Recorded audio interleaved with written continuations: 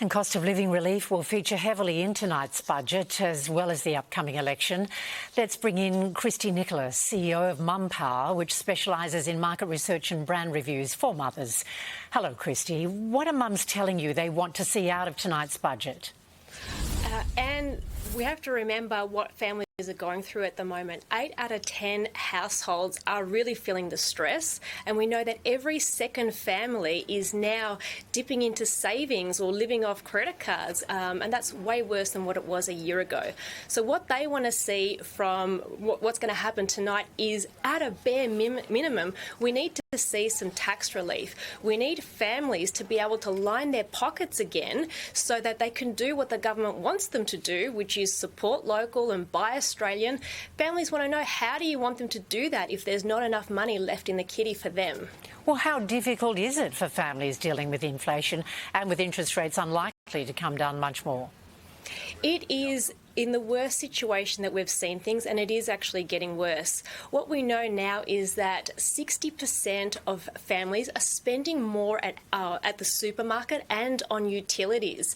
So that is obviously putting a greater strain on everything else that they need. Like, they still have to live life and take care of their family and household pressures.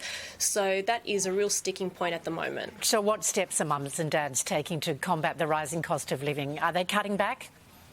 And they have spent the last 4 years cutting back and slicing and dicing and reworking the budget. They can't do that anymore. There's nothing else that they can cut back on. What's happening now is that mums are working more, and we can see 30% of mums are now looking for a side hustle.